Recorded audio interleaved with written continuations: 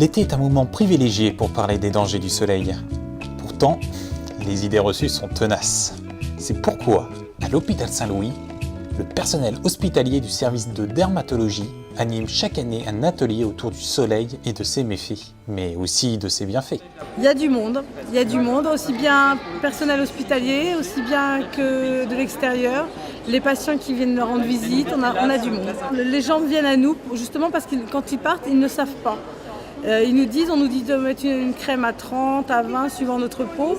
Donc c'est beaucoup de questionnements comme ça auxquels on répond. Donc cette année, on a fait une animation avec les enfants du centre de loisirs de la Réboisière et de l'hôpital Saint-Louis qui s'est passé à la médiathèque, où il y a eu un grand jeu de loi avec des questions par rapport à la prévention solaire. On veut toucher les enfants pour que demain, par exemple les enfants qui sont venus ce matin, pour que demain, s'ils vont à la plage avec papa et maman, ils se rappellent de ce que la dame à l'hôpital avait dit par rapport à la prévention soleil.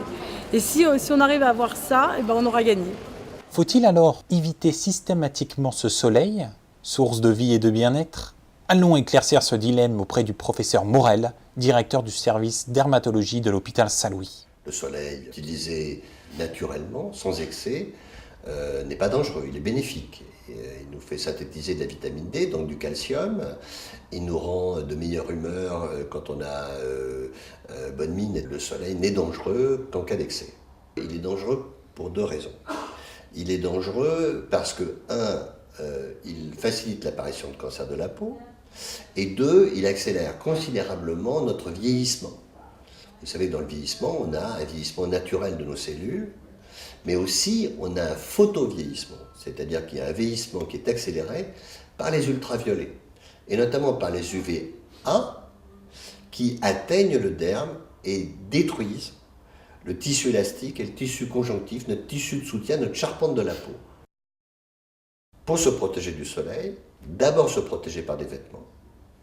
Les crèmes solaires ne sont utiles que pour les zones que l'on ne peut pas protéger par les vêtements. Ça, c'est très important. Et c'est absolument fondamental à intégrer, notamment chez les enfants. Un enfant ne doit pas être tout nu sur la plage, notamment entre 11h et 13h. J'ai un rêve en la matière, c'est qu'à l'entrée des plages, partout en France, il y a à côté du drapeau un panneau en disant « Le soleil est dangereux pour vos enfants, protégez vos enfants ». Voilà une action de santé publique qui ne coûte pas un centime, qui ferait des économies considérables aux gens qui sont obligés d'utiliser des tartines et des tartines de crème solaire, et qui aurait un vrai impact sur la santé des gens, et même sur la sécurité sociale, parce que ça diminuerait beaucoup la fréquence des petits cancers de la peau.